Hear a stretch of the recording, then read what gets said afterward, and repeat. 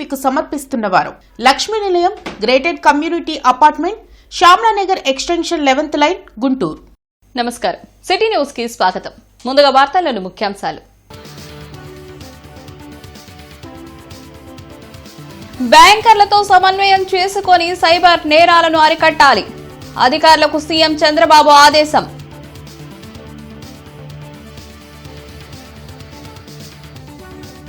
Fire, medical and health అధికారులతో collector సమీక్ష. అగ్ని ప్రమాదాలు జరగకుండా పూర్తి స్థాయిలో చర్యలు చేపట్టాలని ఆదేశం. జీజీహెచ్లో తనిఖీలు.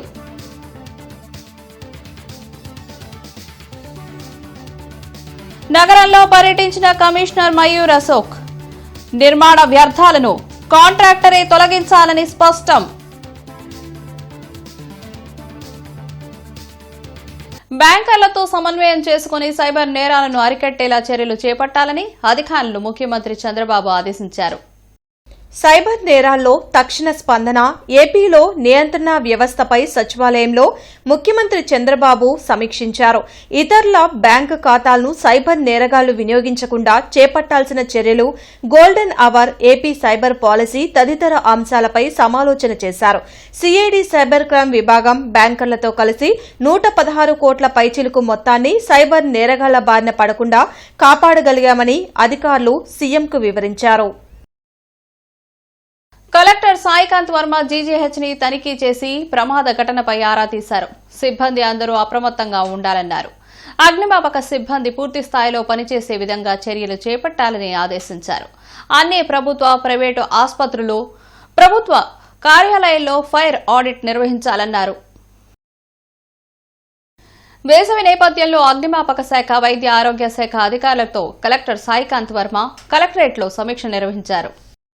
గుంటూరు జిల్లాలోని ప్రభుత్వ ఆసుపత్రుల్లో మరోసారి ఫైర్, ఎలక్ట్రిక్ ఆడిట్ నిర్వహించి అవసరమైన ఆసుపత్రుల్లో సదుపాయాల కల్పన చేస్తామని కలెక్టర్ సాయికాంత్ వర్మ వెల్లడించారు.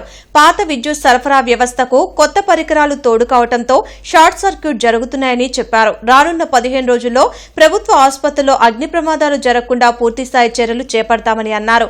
బహిరంగ ప్రదేశాల్లో చెత్తకు నిప్పు పెట్టే వారిపై చర్యలు తీసుకుంటామని హెచ్చరించారు. ప్రైవేట్ ఆసుపత్రుల్లో కూడా విద్యుత్ సరఫరా వ్యవస్థను పునఃపరిశీలన చేసుకోవాలని సూచించారు. ఇప్పుడు మా టార్గెట్ ఏంటంటే రాబోయే 1 వీక్లో ఈ 5 హాస్పిటల్స్ ఇంక్లూడింగ్ జీజీహెచ్ గుంటూరు మళ్ళీ ప్రాపర్గా ఫుల్ ఫ్లెడ్జ్డ్గా ఫైర్ ఆడిట్ చేయడం జరుగుతుంది. ఈ ఫైర్ ఆడిట్ చేసుకొని ఎక్కడెక్కడ ఏమేమి ఫైర్ సేఫ్టీ, అంటే ఇప్పుడు మనకి జీజీహెచ్ లాంటి ఒక పెద్ద హాస్పిటల్లో ఫైర్ ఫైటింగ్ ఎక్విప్మెంట్ కూడా ఉంది. సో అవన్నీ కూడా ఫంక్షనింగ్లో ఉన్నాయా లేదా అని అసెస్ చేసుకొని ఏమైనా రిపేర్స్ కానీ మెయింటెనెన్స్ కానీ ఉంటే ఇమీడియట్గా అది టేకప్ చేయడం జరుగుతుంది. అదేవిధంగా ఎలక్ట్రికల్ ఆడిట్ కూడా చేయమని ఆదేశాలు ఇచ్చాము. మనకి ఎంఎస్ఐడిసి ఎలక్ట్రికల్ వింగ్ ద్వారా 1 వీక్లో ఈ 5 హాస్పిటల్స్ని కూడా ఫుల్ ఫ్లెడ్జ్డ్గా ఆడిట్ చేసి మనకి major source of fire accidents in hospitals will be short circuit. ఈ షార్ట్ సర్క్యూట్ కూడా లేకుండా మనకి హాస్పిటల్లో ఉండాల్సిన లోడ్ ఏదైతే ఉందో ఆ లోడ్కి సరిపడా సప్లై కానీ ఆ ఎలక్ట్రికల్ ఎక్విప్మెంట్ కానీ ఉందా లేదా అని ప్రాపర్ ఆడిట్ చేసుకొని, అండ్ ఎక్కడైనా ఏమైనా షార్ట్ ఫాల్స్ ఉన్నా, ఏమైనా ఓల్డ్ వైర్స్, ఓల్డ్ సిస్టమ్స్ ఉన్నా దాన్ని ఇమీడియట్గా రీప్లేస్ కానీ రిపేర్స్ కానీ టేకప్ చేయమని ఇన్స్ట్రక్షన్స్ ఇవ్వడం జరిగింది. సో ముందు ఇంటర్నెట్ చరిత్రలో సంచలనం సిటీ బ్రాడ్బ్యాండ్. ఇప్పుడు ఇంటింటికి ఇంటర్నెట్, సిటీ నుంచి గ్రామం వరకు అదే స్పీడ్. మీరు ఈ రోజే సిటీ బ్రాడ్బ్యాండ్ కుటుంబంలో చేరండి. Commissioner Mayur Ashok inner ring road, Gayatri Nagar, auto Nagar తదితర ప్రాంతాల్లో అధికారులతో కలిసి పర్యటించారు. ఈ సందర్భంగా commissioner inner ring road phase 2లో జరుగుతున్న డ్రైన్ పనులను పరిశీలించి ఇంజనీరింగ్ అధికారులతో మాట్లాడుతూ పనులు చేపట్టడానికి ముందే మార్కింగ్ ని పట్టణ ప్రణాళిక అధికారులతో కలిసి చేయాలని, తద్వారా పనుల్లో సమస్యలు తలెత్తకుండా ఉంటాయని తెలిపారు. పనులు పూర్తయిన ప్రాంతాల్లో సదరు కాంట్రాక్టరే నిర్మాణ వ్యర్థాలను తొలగించాలని స్పష్టం చేశారు. సదరు ప్రాంతంలో నిర్మాణంలో ఉన్న నూతన పార్కు పనులను తనిఖీ చేసి 2 వారాల్లోగా సివిల్ వర్కులు పూర్తి చేయడానికి యాక్షన్ ప్లాన్ ని సిద్ధం చేయాలని డీఈకి తెలిపారు.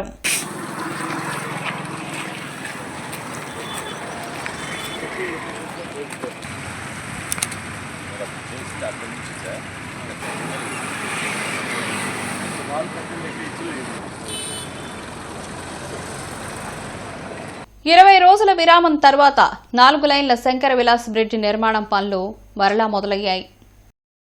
4 లైన్ల శంకర్ విలాస్ బ్రిడ్జ్ నిర్మాణానికి శంకుస్థాపన చేసి సంవత్సరం కాలం పూర్తి అయింది. నగరంలో పెరుగుతున్న ట్రాఫిక్ ను దృష్టిలో పెట్టుకుని కేంద్ర సహాయ మంత్రి పెమ్మసాని చంద్రశేఖర్ 5 ROBల నిర్మాణానికి ప్రభుత్వం నుంచి అనుమతులు తెచ్చారు. మొదటగా నగరం నడిబొడ్డున ఉన్న శంకర్ విలాస్ బ్రిడ్జ్ నిర్మాణ పనులకు 2025 మే 7వ తేదీన శంకుస్థాపన చేశారు. ఆగస్టులో పాత శంకర్ విలాస్ బ్రిడ్జిని కూల్చివేశారు. అయితే నగరవాసులు ఎదుర్కొంటున్న ట్రాఫిక్ కష్టాలను గమనించిన మంత్రి పెమ్మసాని 2027 జూలై నాటికి బ్రిడ్జ్ నిర్మాణం పూర్తి చేయాలని ఆదేశించారు. ఆ క్రమంలోనే బ్రిడ్జ్ నిర్మాణం పనులు వేగవంతం చేశారు. అయితే శంకర్ విలాస్ బ్రిడ్జ్ నిర్మాణానికి కర్నూలు శాపంలాగా పలు అడ్డంకులు ఏర్పడుతున్నాయి. అందుకే సకాలంలో బ్రిడ్జ్ నిర్మాణం పూర్తవుతుందా అని నగరవాసులు అనుమానం వ్యక్తం చేస్తున్నారు. పనులు ప్రారంభించి సుమారుగా ఒక సంవత్సరం గడుస్తూ ఉంది. కానీ నేటికి కూడా పనులు నత్తనడకం జరుగుతూ ఉన్నాయి. కేంద్ర మంత్రివర్యులు ఆ యొక్క బ్రిడ్జికి సంబంధించి శంకుస్థాపన చేసి సంవత్సరం గడుస్తూ ఉంది. కానీ పనులు ఒక 10% ఆ లోపలే జరిగింది మనకి కళ్ళ ముందు కనిపిస్తూ ఉంది. మరొక వైపున అక్కడ పనిచేసేటువంటి కూలీలు ఇతర రాష్ట్రాల్లో జరుగుతున్నటువంటి ఎలక్షన్ల కారణంగా ఎలక్షన్లో ఓటేయడానికి ఆయా రాష్ట్రాలకు వెళ్ళిపోయినటువంటి కారణంగా సుమారుగా ఒక 20-25 రోజుల నుంచి కూడా పనులు మొత్తం కూడా పూర్తిగా ఆగిపోయినటువంటి పరిస్థితి. దాన్ని కేంద్ర మంత్రివర్యులు ప్రత్యేకమైనటువంటి చొరవ తీసుకొని ఈ యొక్క బ్రిడ్జికి సంబంధించిన ప్రత్యేకమైనటువంటి దృష్టి కేంద్రీకరించాలని చెప్పేసి మేము భావిస్తూ ఉన్నాం. అదేవిధంగా జూలై 2027 కల్లా పూర్తి చేస్తామని చెప్పేసి ఘంటాపథంగా చెప్తున్నటువంటి పెమ్మసాని చంద్రశేఖర్ గారు ఆయన ఇచ్చినటువంటి మాట నిలబెట్టుకుంటారని చెప్పేసి నిలబెట్టుకోవాలని చెప్పేసి మేమైతే కోరుకుంటా ఉన్నాం. అభివృద్ధి విషయాల్లో ఒక్క అమరావతిపైనే శ్రద్ధ పెట్టలేదని, విశాఖతో పాటు రాయలసీమ ప్రాంతాల డెవలప్మెంట్కు చర్యలు చేపట్టినట్లుగా సీఎం చంద్రబాబు వెల్లడించారు. రాజధాని అమరావతిలో కిమ్స్ హాస్పిటల్ వైద్య విశ్వవిద్యాలయం నిర్మాణానికి కేంద్ర సహాయ మంత్రి పెమ్మసానితో కలిసి భూమి పూజ చేశారు. వైద్య రంగంలో ఏఐ వల్ల విప్లవాత్మకమైన మార్పులు వచ్చాయని సీఎం తెలిపారు. విదేశాలపై ఆధారపడకుండా గ్రీన్ ఎనర్జీని మన రాష్ట్రంలోనే ఉత్పత్తి చేసేలా కార్యాచరణ రూపొందిస్తున్నట్లు వివరించారు. ప్రధాని మోడీ నిర్దేశించిన విధంగా ప్రతి ఒక్కరూ పొదుపు సలహాలను తప్పక పాటించాలని సూచించారు. సార్ ఎక్కడి నుంచో మనం కంప్యూటర్లు తెప్పించడం ఏంటి, మేమే అమరావతిలో తయారు చేస్తామని వచ్చారు. నేను కూడా ఆశ్చర్యపోయాను. వచ్చిన తర్వాత ఇప్పుడు ఒక నమూనా తయారు చేశారు. 5 క్యూబిట్స్ మనకు వచ్చేది 153 క్యూబిట్స్ వస్తుంది. ఇప్పుడు 5 తయారు చేశారు. 5 తయారు చేసి 50 తయారు చేయడం స్కేలింగే. ఇప్పుడు దానికి కూడా సిద్ధమవుతున్నాం. 2 సంవత్సరాల్లో ప్రపంచానికి క్వాంటమ్ కంప్యూటర్లు మన అమరావతి నుంచి సరఫరా చేయబోతున్నాం. అది మన యొక్క తెలివితేటలు. అయితే విదేశాలపైన ఆధారపడకుండా మనం సెల్ఫ్ రిలయన్స్ సాధించాల్సిన అవసరం ఉంది. దీనికోసం ప్రతి ఒక్క ఇల్లు కరెంట్ ఉత్పత్తి చేసుకోవాలి. ప్రతి ఒక్క పొలం కరెంట్ ఉత్పత్తి చేసుకోవాలి. ఒకప్పుడు సోలార్ అంటే ఎవరికి అర్థమయ్యేది కాదు. 15 సంవత్సరాల కంటే ముందు నేను ఒక మాట చెప్పాను. భవిష్యత్తులో సోలార్ రెవల్యూషన్ వస్తుంది, రెన్యూవబుల్ ఎనర్జీ వస్తుంది. ₹50 నుంచి ₹2లోనే కరెంటు ఉత్పత్తి చేసే శక్తి మనకు వస్తుందంటే ఎవరు నమ్మలేదు. ఈరోజు నేను గర్వంగా చెప్పగలుగుతున్నా, ₹2.40కు 50 పైసలకి యూనిట్ కరెంట్ ఉత్పత్తి చేసే పరిస్థితికి వచ్చాం. అత్యున్నత స్థాయి కార్పొరేట్ వైద్య సేవలు ఇప్పుడు అందరికీ అందుబాటులో. అత్యాధునిక పరికరాలతో అత్యున్నత స్థాయి వైద్య సేవలు అందిస్తున్న హాస్పిటల్ ఆంధ్ర ప్రైమ్ హాస్పిటల్.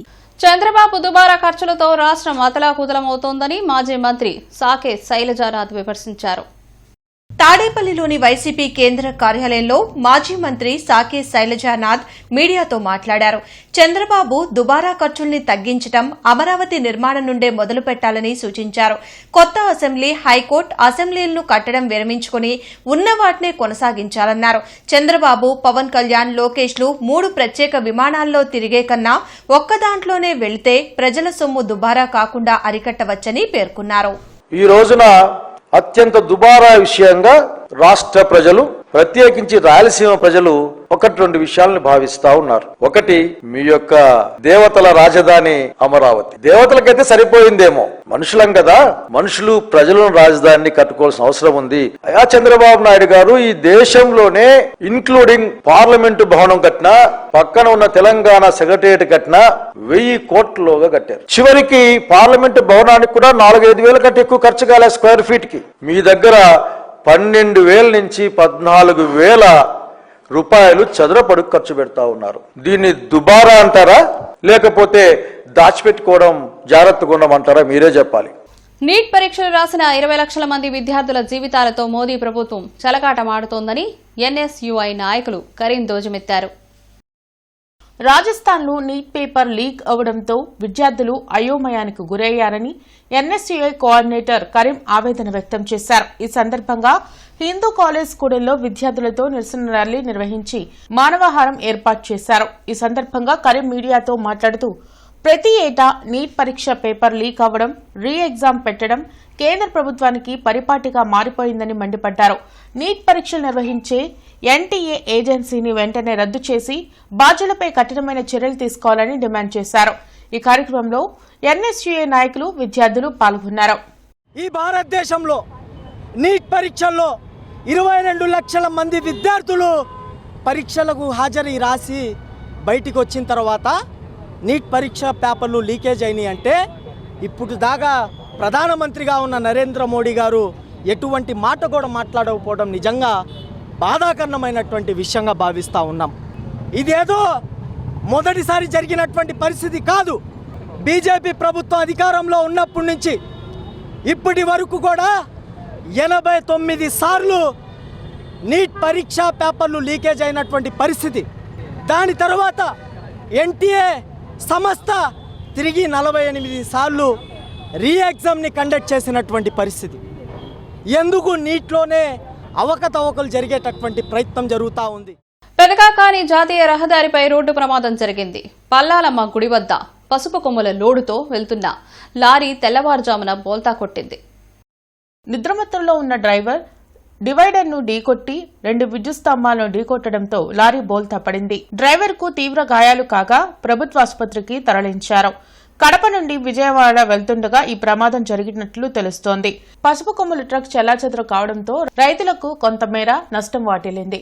పోలీసులు కేసు నమోదు చేసుకుని దర్యాప్తు ప్రారంభించారు. గుంటూరులో ఎంఆర్పీఎస్ కార్యాలయ ప్రారంభోత్సవం ఘనంగా జరిగింది. రాజాగారి తోటలో ఏర్పాటు చేసిన రాష్ట్ర కార్యాలయాన్ని ఎంఆర్పీఎస్ జాతీయ వ్యవస్థాపక అధ్యక్షులు ఉసురుపాటి బ్రహ్మయ్య మాదిగ ముఖ్య అతిథిగా హాజరై ప్రారంభించారు. ఎస్సీ వర్గీకరణ ఉద్యమాన్ని మరింత ఉధృతం చేసే సమయం ఆసన్నమైందని ఆయన తెలిపారు. దళిత క్రైస్తవులకు ఎస్సీ హోదా తొలగించడం దుర్మార్గమని అన్నారు. ఇందులో భాగంగా ఈ నెల 20వ తేదీన బ్రాడీపేట్లోని ఎల్ఈఎం స్కూల్ గ్రౌండ్స్ లో జరిగే సదస్సులో అందరూ పాల్గొని విజయవంతం చేయాలన్నారు. ఈ కార్యక్రమంలో ఎంఆర్పీఎస్ నాయకులు ఏటుకూరి విజయ్ కుమార్, కొమ్మూరి గరటయ్య, సురేష్ బాబు, సుధాకర్, జయరావు తదితరులు పాల్గొన్నారు. దళితులు క్రైస్తవ మతంలోకి మారితే ఎస్సీ హోదా రద్దవుతుందని చెప్పని సుప్రీంకోర్టు ఇచ్చినటువంటి తీర్పును నిరసిస్తూ ఈ నెల 20న ఎల్ఈఎం గ్రౌండ్స్లో భారీ బహిరంగ సభను ఎంఆర్పీఎస్ మరియు దళిత ప్రజా సంఘాలు, క్రైస్తవ సంఘాల ఆధ్వర్యంలో నిర్వహించడం జరుగుతూ ఉంది. ఆ సభను కూడా జయప్రదం చేయడానికి సమాజంలో ఉండబడినటువంటి అంబేద్కర్ వాదులు, అంబేద్కర్ భావజాలంతో ముందుకు నడిచేటువంటి వారందరూ కూడా ముందుకు రావాలని, ఆ సభను జయప్రదం చేయాలని, ఆ సభ జయప్రదం ద్వారా ఈ రాష్ట్రంలో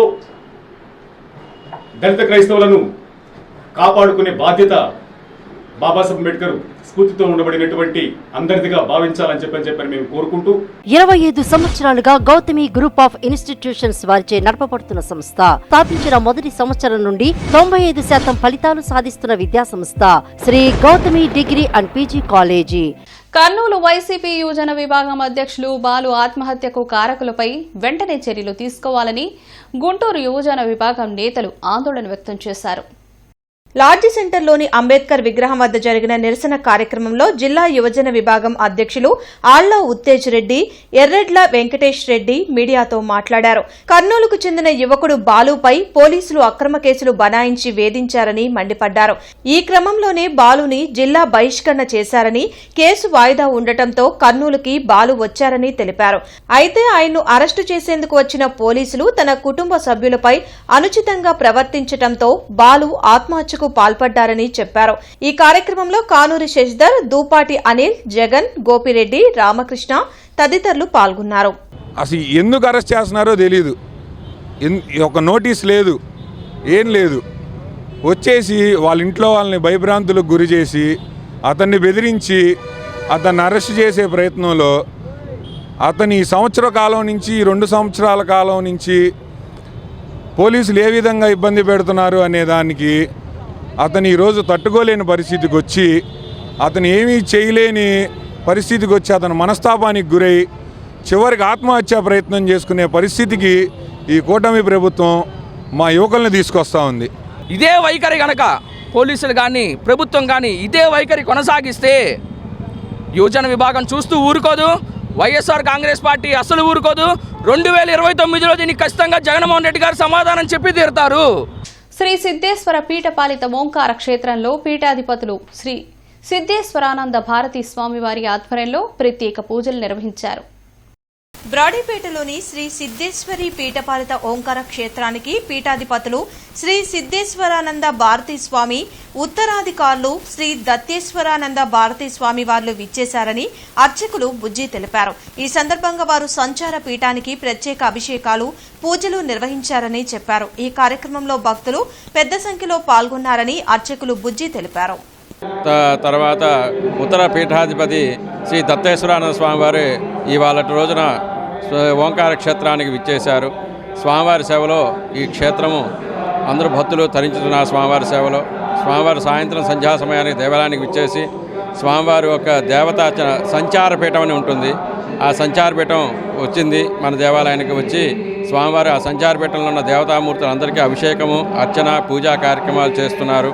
50 మంది భక్తులు ఆ స్వామివారి యొక్క సేవలో తరించుచు ఆ సిద్ధేశ్వర పీఠాధిపతులైన సిద్ధేశ్వరానంద భారతీ స్వామివారు, అలానే ఉత్తరాధికారి శ్రీ దత్తేశ్వరానంద భారతీ స్వామివారి యొక్క ప్రసంగాన్ని విని స్వామివారి సేవలో తరించుతున్నారు. ఇంటర్నెట్ చరిత్రలో సంచలనం సిటీ బ్రాడ్బ్యాండ్. ఇప్పుడు ఇంటింటికి ఇంటర్నెట్, సిటీ నుంచి గ్రామం వరకు అదే స్పీడ్. మీరు ఈ రోజే సిటీ బ్రాడ్బ్యాండ్ కుటుంబంలో చేరండి. అత్యున్నత స్థాయి కార్పొరేట్ వైద్య సేవలు ఇప్పుడు అందరికీ అందుబాటులో. అత్యాధునిక పరికరాలతో అత్యున్నత స్థాయి వైద్య సేవలు అందిస్తున్న hospital Andhra prime hospital. Nominated పదవుల కేటాయింపులో కూటమి ప్రభుత్వం మూలాల పట్ల వివక్ష చూపుతోందని జాతీయ మాల మహానాడు అధ్యక్షులు ఈమని చంద్రశేఖర్ ఆరోపించారు. జిల్లా కోర్టులో నియామకం చేసే public prosecutor, APP, government pleader, ఏజీపీల కేటాయింపులో మాలల్ని పక్కన పెట్టడం సరికాదని అన్నారు. రాజ్యాంగ హక్కుల్ని భంగం కలిగించే విధంగా వ్యవహరిస్తున్నారని ఆయన పేర్కొన్నారు. పదవుల కేటాయింపులో తగిన విధంగా న్యాయం చేయాలని డిమాండ్ చేశారు. లేని పక్షంలో రాష్ట్రంలో 80 లక్షల జనాభా ఉన్న మాలలు రానున్న ఎన్నికల్లో తగిన విధంగా బుద్ధి చెప్పడం ఖాయమని ఈమని చంద్రశేఖర్ హెచ్చరించారు.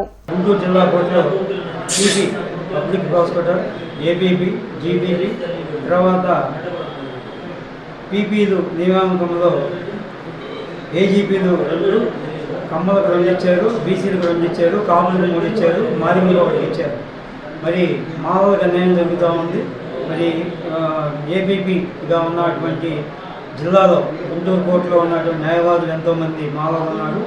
మాలలో టీడీపీ గెలవడానికి ప్రయత్నం చేశారు, అందరూ కూడా గెలిపించారు లాయర్లు. మరి ఈరోజు అన్యాయం జరుగుతూ ఉంది. కాబట్టి మీరందరూ కూడా దీన్ని గమనించి ఎమ్మెల్యేలు కావచ్చు, ఇక్కడ ఉన్నటువంటి ఎంపీలు కావచ్చు. అహల్య హాస్పిటల్స్ లో అంతర్జాతీయ నర్సుల దినోత్సవం నిర్వహించారు. అంతర్జాతీయ నర్సుల దినోత్సవం సందర్భంగా అహల్య హాస్పిటల్లో కేక్ కట్ చేశారు. ఈ సందర్భంగా డాక్టర్ శనక్కాల ఉమాశంకర్ మాట్లాడుతూ నర్సుల వృత్తికి గౌరవాన్ని, ఖ్యాతిని తెచ్చిన ఫ్లోరెన్స్ నైటింగేల్ జయంతిని పురస్కరించుకొని అంతర్జాతీయ నర్సుల దినోత్సవం జరుపుకుంటున్నామని తెలిపారు. నిస్వార్థంగా నర్సులు అందించే సేవలు వెలకట్టలేనివని డాక్టర్ శనక్కాయల ఉమాశంకర్ తెలిపారు. విధి నిర్వహణలో ఎంతో మంది రోగుల ప్రాణాలు కాపాడుతున్న నర్సుల సేవలను ఎవరూ మర్చిపోరని ఆయన ప్రశంసించారు. భారతదేశపు మొట్టమొదటి ఆరోగ్య మంత్రి రాజకుమారి అమృత్ కౌర్ దేశ ఆరోగ్య సంరక్షణ వ్యవస్థను రూపొందించడంలో, ముఖ్యంగా నర్సింగ్ విద్యారంగంలో మరియు all India institute of medical science స్థాపనలో కీలక పాత్ర వహించారన్నారు. శాంతి తెరిసా లక్రా 2004లో అండమాన్లో సునామీ సంభవించినప్పుడు వంగే అనే గిరిజన తెగకు చేసిన సేవలకు గాను భారత ప్రభుత్వం 2011లో 4వ అత్యున్నత పురస్కారమైన పద్మశ్రీతో సత్కరించిందన్నారు.